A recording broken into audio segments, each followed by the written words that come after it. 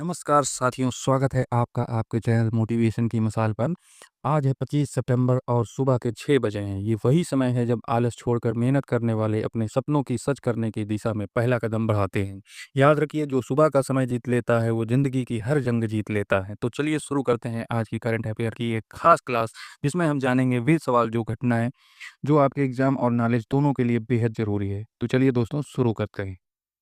आज का हमारा पहला क्वेश्चन है कि 23 सितंबर 2025 को रक्षा मंत्री राजनाथ सिंह ने टाटा एडवांस्ड सिस्टम लिमिटेड की एक रक्षा उत्पादन इकाई का उद्घाटन किस देश में किया? दोस्तों, ये जो हमारी टाटा कंपनी है वो किस देश में जो है रक्षा उत्पादन कंपनी का स्थापना किया है और किसके द्वारा की गई? दोस्तों, इस चीज़ का ध्यान रखिएगा, हमारे रक्षा मंत्री राजनाथ सिंह जी के द्वारा। तो बताइए आप, मिस्र में कि मोरक्को, केन्या या दक्षिण अफ्रीका? तो ये दोस्तों दक्षिण अफ्रीका के मोरक्को में इसकी स्थापना की गई है। अब जान लेते हैं इसके बारे में थोड़ा डिटेल कि क्या है ये योजना और किसके जिसके तहत जो है ये कंपनी का स्थापना वहाँ की गई है, ये कंपनी करेगी क्या वहाँ पे?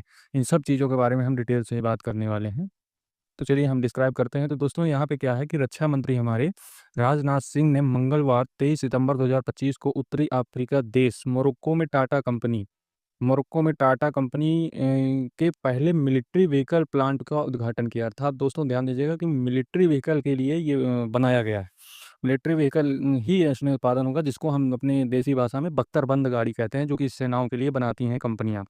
किसी दूसरे देश में पहला हथियारों का प्लांट ये लगने जा रहा है, जो कि हमारे देश ने लगाया है, टाटा की कंपनी। दोस्तों, राजनाथ सिंह ने मोरक्को के कैसाब्लांका में Tata advance system limited TASL की डिफेंस मैन्युफैक्चरिंग फैसिलिटी की स्थापना की, जो कि एक ऐतिहासिक क्षण बताया जा रहा है। उन्होंने कहा कि यह महज टाटा कंपनी के लिए ही नहीं, बल्कि पूरे इंडियन डिफेंस इंडस्ट्री, ध्यान दीजिएगा दोस्तों, जो कि पूरे इंडियन डिफेंस इंडस्ट्री के लिए एक उल्लेखनीय कदम है। टाटा सन्स की सब्सिडी कंपनी है। टाटा जो है वो टाटा सन्स की सब्सिडी कंपनी है। समारोह के दौरान मोरक्को के रक्षा मंत्री अब्देल तीफ लौदई भी मौजूद थे। दोस्तों, ये था इसका पूरा डिस्क्राइब। तो आप देख लिए हैं कि अब हमारे भारत देश की टाटा कंपनी जो है मोरक्को में जा करके बख्तरबंद गाड़ियाँ का निर्माण करेगी, हमें अपने सेनाओं के लिए और बाहर के देशों के लिए भी वो उत्पादन करेगी। अब बात कर लेते हैं, हमारा दूसरा नंबर क्वेश्चन है कि सितंबर 2025 में 7 वर्ष पूरी करने वाली दुनिया की सबसे बड़ी सरकारी वित्त पोषित स्वास्थ्य बीमा योजना का नाम क्या है? दोस्तों, जो सरकारी एक बीमा योजना, स्वास्थ्य बीमा योजना शुरू की गई थी, जो कि पूरे दुनिया में सबसे बड़ी थी, वो जो है अपना 7 वर्ष पूरा कर चुकी है। उसका नाम क्या है? दोस्तों, इसका नाम आयुष्मान भारत प्रधानमंत्री जन आरोग्य योजना है, पीएमजेएवाई जिसका शॉर्ट फॉर्म है। दोस्तों, ये बहुत ही महत्वपूर्ण है, जिसके तहत जो भारत के गरीब तबके के लोग हैं उनको 5 लाख रुपए तक का निःशुल्क इलाज उपलब्ध कराया जाता है। अब हम बात कर लेते हैं अगले क्वेश्चन पे अपनी। अब क्वेश्चन नंबर थर्ड हमारा क्या कह रहा है कि वर्ष 2023 के लिए 71वें राष्ट्रीय फिल्म पुरस्कारों में सर्वश्रेष्ठ फीचर फीचर फिल्म का पुरस्कार किस फिल्म को मिला? दोस्तों, जो 71वां हमारा राष्ट्रीय फिल्म पुरस्कार था, उसमें सर्वश्रेष्ठ फीचर वाली फिल्म को 12वीं फेल को चुना गया है। उसको जो है सर्वश्रेष्ठ फीचर फिल्म का पुरस्कार दिया गया है। अब दोस्तों, हम अपने अगले क्वेश्चन की तरफ बढ़ते हैं। अगले क्वेश्चन की तरफ हम बढ़ करके देखते हैं कि हमारा अगला क्वेश्चन क्या कहता है। दोस्तों, अगला क्वेश्चन है हमारा कि भारतीय सेना द्वारा, अर्थात जो भारतीय सेना है हमारी, उसके द्वारा हाइड्रोजन आधारित माइक्रो ग्रिड परियोजना कहाँ स्थापित की जा रही है? दोस्तों, ये बहुत ही इंपॉर्टेंट है, जो कि हमारी सेनाओं से संबंधित प्रश्न होते हैं वो बहुत ही ज़्यादा इंपॉर्टेंट होते हैं। तो ये इसका राइट आंसर आप दीजिए। पहला है अरुणाचल प्रदेश, लद्दाख, मेघालय, सिक्किम। दोस्तों, ज़्यादातर हमारा जो हाईलाइटेड रहता है वो लद्दाख होता है। तो लद्दाख में सेना के द्वारा हमारा हाइड्रोजन आधारित माइक्रो ग्रिड बनाया जा रहा है। अब थोड़ा जान लेते हैं इसके बारे में डिटेल से क्या है ये। तो देखिए, इसमें है कि एनटीपीसी, जो हमारी एनटीपीसी गवर्नमेंट कंपनी है, और भारतीय सेना चुशुलू लद्दाख में सौर हाइड्रोजन आधारित माइक्रो ग्रिड स्थापित कर रहे हैं, ताकि ऑन ग्रिड सेना स्थलों के लिए स्थिर हरित ऊर्जा सुनिश्चित हो सके। जो अभी तक हमारे सेनाओं के लिए इलेक्ट्रिसिटी पुराने परंपरागत तरीके से जो बिजली बनती थी कोयले से, पानी से, उससे हट करके अब जो है एनटीपीसी ने उसको सौर ऊर्जा से हरित बिजली उत्पादन करने के लिए पावर ग्रिड का इस्तेमाल किया है। जहाँ पे रक्षा मंत्री राजनाथ सिंह ने वीडियो कॉन्फ्रेंसिंग के माध्यम से आधारशिला इसकी रख दिए हैं।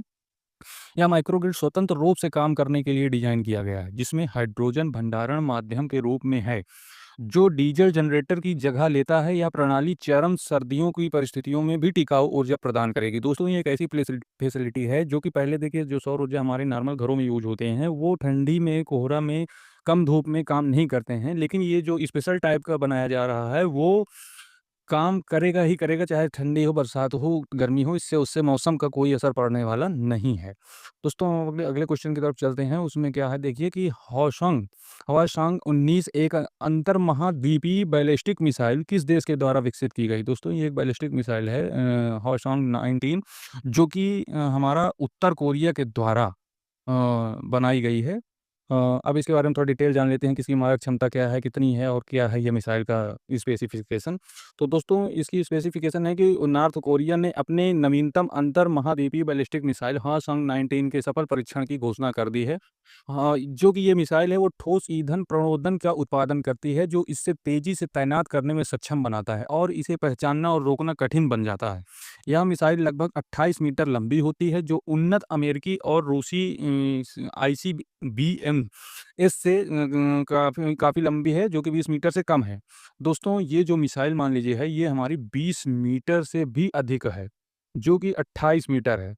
तो दोस्तों विश्लेषकों का अनुमान है कि ये मिसाइल जो है उसकी रेंज 13,000 किलोमीटर से भी अधिक हो सकती है, जो इसे अमेरिकी मुख्य भूमि तक पहुंचाने में सक्षम है। दोस्तों देखिए कितना खतरनाक उत्तर कोरिया होता जा रहा है। अमेरिका तक की मारक क्षमता वाली मिसाइल को अपने सफल परीक्षण कर चुका है। अब हम बात कर लेते हैं अगले क्वेश्चन की तरफ कि अगला क्वेश्चन हमारा क्या कह रहा है। क्वेश्चन नंबर अगला हमारा है कि एरो 3 मिसाइल रक्षा प्रणाली को इजराइल और किस देश ने संयुक्त रूप से विकसित किया है? जो एरो 3 नाम की मिसाइल है, रक्षा प्रणाली मिसाइल की रक्षा प्रणाली है, उसको इजराइल और किस देश ने मिलकर विकसित किया है? तो दोस्तों इसका राइट आंसर होगा संयुक्त राज्य अमेरिका।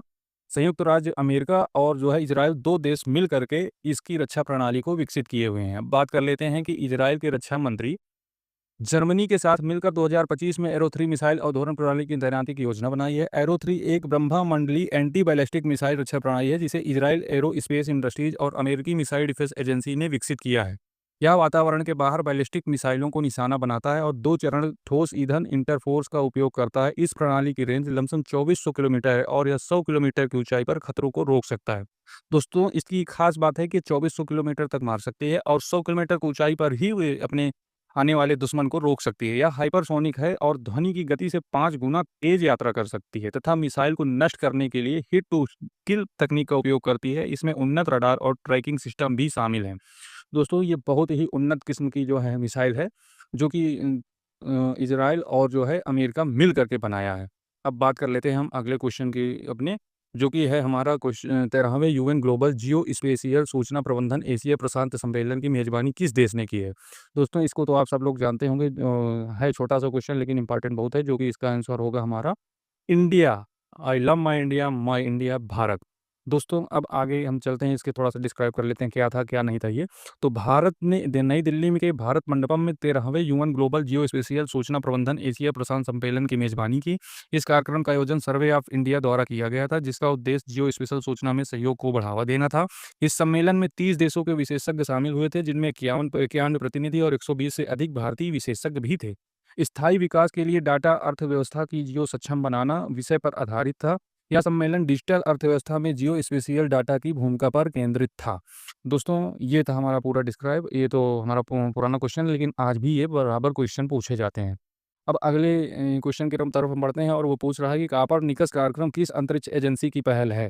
दोस्तों कापरनिकस जो कहाँ तक थे, तो देखिए ये भारतीय संगठन अपने यहाँ का है नहीं, इसरो का है नहीं, जापान का है नहीं, चाइना का है नहीं, तो ये यूरोपीय अंतरिक्ष एजेंसी ईएसए का है। इसके बारे में आप आगे पढ़ेंगे तो आपको डिस्क्राइब से जानकारी मिल जाएगी। देखिए क्या है कि बोला जा रहा है कि तीसरे कोपरनिकस सेंटिनल A1C उपग्रह को फ्रेंच गुयाना में यूरो के स्पेस पोर्ट से वेगा सी रॉकेट के माध्यम से लॉन्च किया गया, जो सैटेलाइट लॉन्च किया गया था। कोपरनिकस कार्यक्रम एक पृथ्वी अवलोकन पहल है, जिसे यूरोपीय अंतरिक्ष एजेंसी ईएसए द्वारा यूरोपीय संघ ईयू के सहयोग से प्रबंधित किया गया है। यह उपग्रहों, ग्राउंड स्टेशनों, एयरबोर्न और सीबोर्न सेंसरों से डेटा एकीकृत करता है, ताकि निकट तत्काल सूचना सेवाएं प्रदान की जा सकें। कार्यक्रम विभिन्न अनुप्रयोगों के लिए मुफ्त और खुले डेटा का पहुंच प्रदान करता है। सेंटिनल उपग्रहों को वातावरण, समुद्री, भूमि, जलवायु, आपातकालीन प्रतिक्रिया और सुरक्षा जैसे क्षेत्रों में कोपरनिकस सेवाओं की जरूरतों को पूरा करने के लिए तैयार किया जा रहा है। दोस्तों कोपरनिकस का लक्ष्य 2030 तक लगभग 20 सैटेलाइट को तैनात करना है, जिसे यूरोपीय आयोग द्वारा वित्त पोषित और प्रबंधित भी किया जाता है। बहुत ही अच्छा दोस्तों यूरोप के द्वारा कदम उठाया गया है, जो कि हमारे पृथ्वी के जानकारी के लिए बहुत ज़रूरी है। अनेकों प्रकार की वो स्टडी करेगा और हम लोग को फ्री डाटा उपलब्ध कराएगा, कोई भी उस डाटा को यूज कर सकता है। तो क्वेश्चन नंबर 6 हमारा क्या कहता है कि किस संस्था के द्वारा द्विमासिक रूप से जारी किया जाता है, क्या जारी किया जाता है? कंज्यूमर कॉन्फिडेंस सर्वे। कंज्यूमर कॉन्फिडेंस सर्वे कर करके जारी किया जाता है, जो कि हमारी भारतीय रिजर्व बैंक के द्वारा। जहाँ कंज्यूमर आ जाए वहाँ आप समझ लिए कि ज़्यादातर आरबीआई क्या है। दोस्तों ये क्या है, चलिए आगे हम आपको डिटेल से समझाते हैं कि यह क्या है। देखिए, भारतीय रिजर्व बैंक जो है हमारा, उसके नवीनतम उपभोक्ता विश्वास सर्वेक्षण सीसीएस से अर्थव्यवस्था, रोजगार, आय और खर्च में उपभोक्ता विश्वास कमजोर होने का पता चलता है। दोस्तों, अब रोजगार कम हो रहे हैं, आय घट रही है और खर्च में बढ़ोतरी हो रही है। उससे जो है ग्राहकों का विश्वास कमजोर होता जा रहा है। ये हमारे इस सर्वे में भारतीय रिजर्व बैंक को पता चला है। सर्वेक्षण बताता है कि उपभोक्ता आशावाद उच्च खर्च को प्रेरित करता है, जबकि निराशावाद मंदी का कारण बन सकता है। यह आरबीआई द्वारा द्विमासिक रूप से जारी करता था, दो दो माह में ये सर्वे करवा करके उसे जारी करती है रिपोर्ट। यह वर्तमान स्थिति सूचकांक सीएसआई और भविष्य की अपेक्षा सूचकांक एफईआई का उपयोग करता है। एफईआई 0.5 अंकों से बढ़कर 1 to 1.9 हो गया है, जो भविष्य में खर्च के लिए अधिक आशावाद को दर्शाता है। दोस्तों, खर्च बढ़ते जा रहे हैं, स्वाभाविक सी बात है। आय भी बढ़ रही है, लेकिन खर्च के मुकाबले आय बहुत कम रह जा रही है और जो है बेरोजगारी भी बहुत ज़्यादा बढ़ गई है। 0.7 अंकों से घटकर नवंबर 2024 में 94 पर आ गया, जो कमजोर भावनाओं को दर्शाता है, सिवाय घरेलू खर्च के। दोस्तों, ये था हमारा जो कि रिपोर्ट थी आरबीआई की, जो कि बहुत ही खतरनाक थी। इसको सही मायने में देखा जाए और उस पे कुछ सुधार किया जाए। क्वेश्चन नंबर 7 हमारा क्या कहता है? 7वें missile cum ammunition MCA barge LSAM-14 का शुभारंभ किस राज्य में हुआ है? दोस्तों, इसका राइट आंसर होगा Maharashtra. Maharashtra is the right answer. अब इसके बारे में हम थोड़ा डिटेल से बात करने वाले हैं। इसका डिटेल क्या होने वाला है? 7वें मिसाइल, दोस्तों 7वें missile cum ammunition MCA barge LSAM-14 yard 82 का शुभारंभ 12 दिसंबर 2024 को मीरा भाईंदर, महाराष्ट्र में MS Secon engineering projects private limited, Visakhapatnam द्वारा किया गया।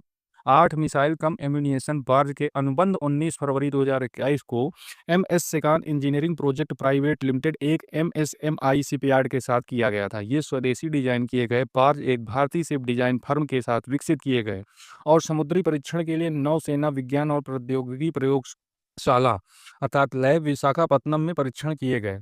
6 बार्ज वितरित किए जा चुके हैं और जो भारतीय नौसेना की परिवहन और परिचालन आवश्यकताओं को समर्थन देते हैं। यह परियोजना मेक इन इंडिया और आत्मनिर्भर भारत के लिए बहुत ही ज़्यादा है और उसके अनुरूप है। दोस्तों, ये थे हमारे सारे क्वेश्चन और आशा है कि आपको आज की क्लास अच्छी लगी होगी। कमेंट में ज़रूर बताएं क्लास कैसी लगी। लाइक और सब्सक्राइब करना ना भूलें। मिलते हैं अगले क्लास में कल सुबह सुबह। दोस्तों, मेहनत करते रहिए, ये सारे क्वेश्चन आपके एग्जाम में ज़रूर देखने को मिलेंगे। तब तक के लिए धन्यवाद।